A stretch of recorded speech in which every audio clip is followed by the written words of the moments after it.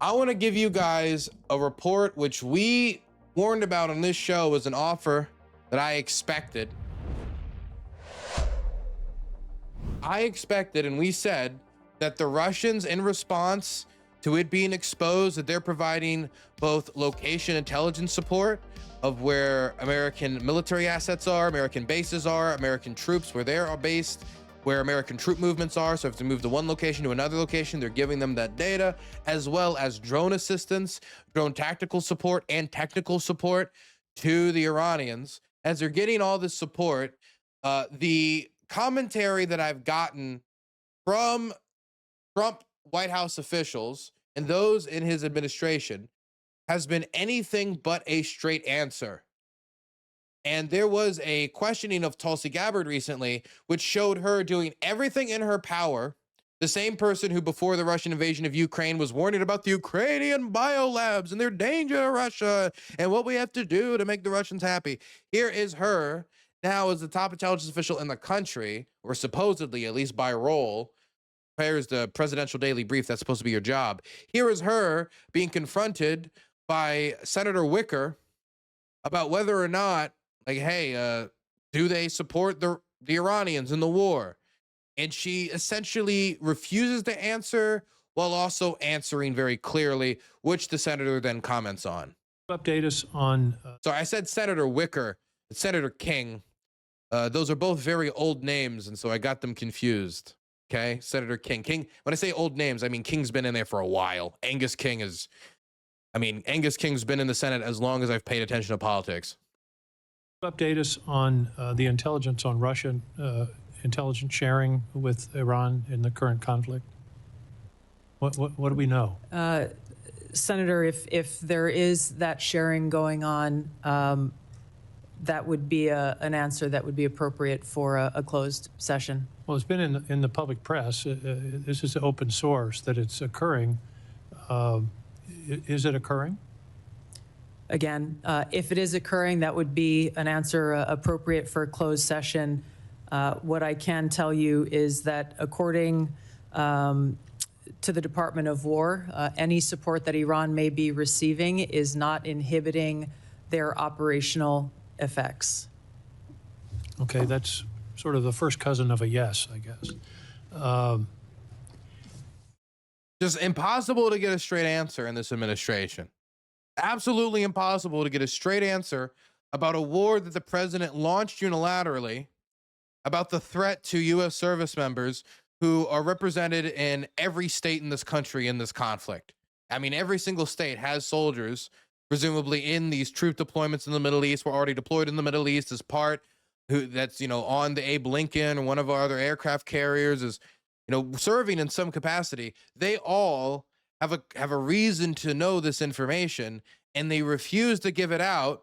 Why? Because there are those in the Trump administration, Tulsi included, who thinks that if they can get over the Russian invasion of Ukraine, then they can cause some sort of Russian-Chinese split. Trump can be Nixon, and he can shake the hand of Putin. And that trip to Alaska was just a glimpse of to what he dreamed could be.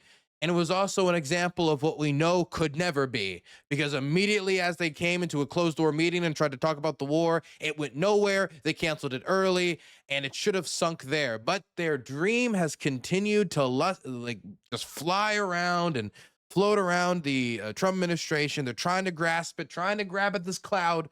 That is impossible. It is impossible to convince the Russians that in 3 years that they will have an administration that is as sympathetic to them and their interests as the Trump administration. It is impossible.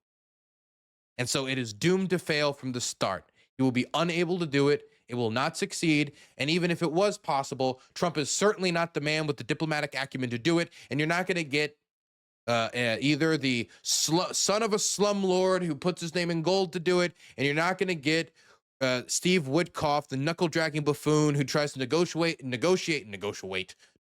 territory away that he simply doesn't know. As in, he literally doesn't know the name of the land he's trying to hand over to the Russians. He showed that clearly on the Tucker Carlson podcast. He doesn't speak Russian, so he allows the Russians to provide him his translators. So I was not expecting a lot but I was expecting some level of transparency to the threats that American soldiers face. But we're dragging our feet on that because this is an unfortunate fact that the Russians are trying to help the Iranians kill American soldiers. And that complicates the Trump administration's ability to negotiate with the Russians. And that's maybe even partially why negotiations are suspended, because they understand this is not a fantastic environment for that right now. But it's also just a PR disaster. I mean, if the Russians actually facilitate the deaths of U.S. troops, which they could have already done, we don't know. But if they actually facilitate the deaths of U.S. troops, and that is provable, what does that say about the negotiations? What does that say about his ability to get that done under public pressure? So they seem to be avoiding the fact for what it is. So we're prioritizing this suspended negotiation that was supposed to be done in 24 hours and has failed at every turn. We're prioritizing the success of this pipe dream over honesty about the threats to U.S. service members. Well, the Russians have an offer, and this is the offer that I warned about. The Russians offered to Jared Kushner and Steve Witkoff that if the Americans stop providing any intelligence support to the Ukrainians, whether through the CIA, as John Ratcliffe continues to funnel information, or otherwise targeting data on oil and gas infrastructure, if they stop doing that, then the Russians will stop doing that in the Middle East. Essentially, they help to kill U.S. soldiers to gain leverage and then use their threat against U.S. soldiers as leverage to try to get the United States to continue to stop supporting Ukraine. So at the same time, when the Russians saying, oh, we're negotiating good faith here, even though at every turn it's clear that's not the case, they're still trying to gain more leverage through offensive military actions, including the providing of vital intelligence to the Iranians to help kill U.S. soldiers, to gain more leverage in negotiations. Why we stand still on leverage. We'll seize one Shadow Fleet vessel, maybe two, and then we'll pretend that the leverage has changed until you go and start seizing swarms and swarms of these ships. You're not going to really be able to strangle that financial pipeline until they have been proven that they cannot carry out this war without financial or military collapse. They are not going to come to the negotiating table and accept anything besides their terms met, like a checklist at a shopping mall. Ukrainian land, Ukrainian disarmament, Ukrainian protections of their ability to infiltrate the country through the church or through cultural programs or through whatever. And the Russians are not beneath using the church to do that, not beneath using civilian institutions to do that. They are not beneath doing it in Ukraine, and they're not beneath doing it in the United States. They have used the Russian Orthodox Church to try to spy in the United States. We found their officials with documents proving it in previous administrations. In fact, I think it might have actually been the first Trump administration. Or was it Obama? I can't remember. Either way, it's a fact. Anyway, this offer given by the Russians seemingly was not accepted. Russia proposed a quid pro quo arrangement to President Donald Trump's envoys that would result in giving up on Ukraine. The Kremlin offered to stop sharing intelligence information about U.S. military assets with Iran if Washington stopped doing the same with Ukraine against Russian forces. The offer was made by Russian envoy Kirill Dmitriev to Trump administration envoys Steve Witkoff and Jared Kushner last week during a meeting in Miami. European diplomats expressed alarm that Russia even made the offer, which they saw as an effort to drive a wedge between Europe and the United States, and they are suspicious that Dmitriev is trying to lure Witkoff into a Ukraine peace agreement that ignores European interests. Russia has been sharing intelligence with Iran about U.S. military operations in the Middle East since the joint U.S.-Israeli military operation began nearly 3 weeks ago, but Trump excused those efforts by linking them to Ukraine. Russian President Vladimir Putin might be helping Iran a little bit. Yeah, I guess. And he probably thinks we're helping Ukraine, right? So when Trump talked about this before, he talked about it in this context, whether or not the Russians brought it up him directly, or he was immediately able to understand the Russian position while always being unable to understand the Ukrainian and European position and the position of actual American transatlantic allies. Either way, this was the offer that we warned about and I was worried about was coming, and it seems that it has come.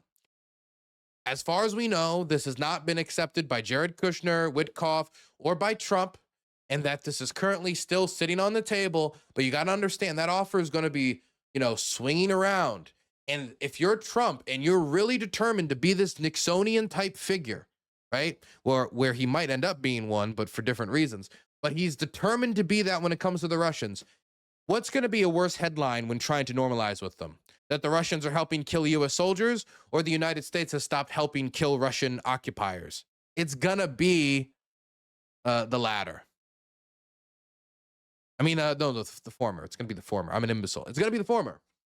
Going to be the former. That's a worse headline. U.S. soldiers dead due to Russian actions, rather than America stops supporting Ukraine. And I mean, there's already been so many headlines about America not supporting Ukraine in this way and that way and this way. So what's one more way? So if he really wants to pursue normalization and he is willing to allow the Russians to drag him around like he's a fucking cat with a laser pointer, just going wherever the Russians want him to go, well, he will do that. And we will get nowhere, and this war will not drag on throughout 2026. It will drag on into 2027. It could possibly drag on until the end of the Trump administration, meaning Trump will see more of the Russian invasion of Ukraine than Biden at the pace that we are going when negotiations are suspended. And we got Jared Kushner and Witkoff entertaining quid pro quo intelligence canceling deals with the Ukrainians and the Russians. Once again, not taking the opportunity to pressure the Russians like he said he would do on the campaign trail, taking the opportunity to pressure the Ukrainians at every turn, despite the fact that they agreed to his original peace agreement, and Trump has not gotten anything similar from the Russians on a ceasefire. You know my biases, and I support Ukraine. Oh, God, Mr. Mandela. Let's see. But I think it should be totally expected Russia would help Iran for the same reasons we help Ukraine. Okay, but the difference is, we have asymmetric power over the Russians. We have asymmetric power on the Russians when it comes to the means that we can give the Ukrainians to fuck them. Okay? They have many means to fuck them. And so we could provide those means. The Russians cannot do the same thing to the Iranians, because the Russians are fighting what they think is an existential war for their regime and for the Russian view of like fucking pan-Slavic domination and nationalism. So we have asymmetrical superiority. If they want to provide the Iranians anything, we can quickly say, okay, you know what? $10 billion aid package to the Ukrainians if you don't stop that. And maybe we'll only cut it down to 5. If he could do that, he 100% could do that. It's not like he couldn't get it through the Senate. Instead, there's no pressure. Instead, I think the much more likely scenario is a removal of pressure than an application of it. As for like seizing the Shadow Fleet, that's very simple. You take the Shadow Fleet. If there is a fleet that is going by that has been marked as Shadow Fleet, as they change flags in order to avoid monitoring, you take your naval vessels, you go, you grab them, you detain them. If they go at any port that is an ally of the United States, you work with them to detain those ships. You detain ship after ship after ship. We've done it before. We can do it again. That's basically it. And you know what? The Ukrainians, I am positive, would be perfectly comfortable if more force had to be used to being involved in that type of manner. Okay, but I have to imagine Russia's going to respond. Like, what if they seize American tankers back? Well, then we'll just blow up the ships that seize the American tanker. What the fuck are you talking about? I'm sorry, but the Russian aircraft carrier, I'll call him Little Smoky, okay, is not going to be able to challenge the United States in the areas that we will be able to seize their tankers. I'm not saying seize a tanker at a Russian port where we can get fucked up. Seize them way out, like seizing them off the coast of Venezuela is very easy because that's our hemisphere. As in, we are able to project power there very easily. So you wouldn't seize them in areas where we'd be at the most at threat. You would seize them in areas where it'd be most difficult for the Russians to quickly respond with their navy, which is already greatly diminished. And I'm not saying diminished through like blowing up, even though that Black Sea Fleet, you know, that's true. I mean, diminished just through poor maintenance, not enough investment, and them taking all of the funds for the war and throwing it to the ground forces. So, I mean, I'm not convinced of Russia's ability to respond. The United States has seized these black ships, and nothing happened. That happened with that ship that was going to Venezuela. Why can't we do that again? Let's say China and Russia decides to stop letting American flag tankers through the South China Sea. I don't see why America holding all that many cards right now. Mr. Mandela, I'm sorry, man, but you can go war game this out in fucking Hearts of Iron. The Chinese are not going to start a war with the United States because we started seizing Russian Black Sea tankers, okay? We're not sanctioning all the Chinese tankers. It's not worth it for them to do that. Because if we're doing that, they're not just going to have to challenge the United States on that. They're going to have to challenge the Europeans who have much more at stake when it comes to seizing this. And if we're going through the effort of seizing these ships, Europe is also going to have to go through the effort of at least standing up to the Chinese on that manner. The Chinese don't want to both lose trade with the United States and with Europe to defend Russia, who is going to trade with them regardless, because they have no option but to trade with them. So no, I don't believe it. We've done this before. We can do it again. The Trump administration is trying to use this like a slow burning candle, when this is the one area I want Trump to be the cowboy he projects himself as. I think 1 month ago I would have agreed with you. Well, Mr. Mandela effect should agree with me now too.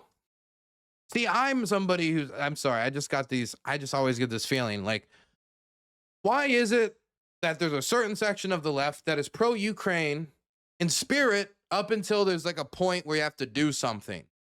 Up until there's like and then you all become fucking either like, what's his name? Oh my God, I'm so thankful I forgot his name. There was Anthony Blinken, and then there was the other one. Who was the other one? Somebody help me. In the Biden kingdom, there was Anthony Blinken, and then there was Jake Sullivan. I figured it out myself. Thank you very much. Why is it that you all become Jake Sullivan in that moment? I was a close the skies day one type of guy. Your positions don't make sense then. How can you be, I'm willing to go into an air war with the Russians, but I'm not willing to seize the ships that the Russians would have? Okay, well, act unless there is something you can act on now. Just act on things that you can't act on because you'd be acting in retrospect, or you can't act on because the scenario is not played out yet. See, I would have done something if, okay. But now it's too late. Now we just have to let the Russians make all the money all day. There's nothing we could do except for all those times we did something and nothing happened. But there's nothing we can do. Why do Americans bother disempowering themselves?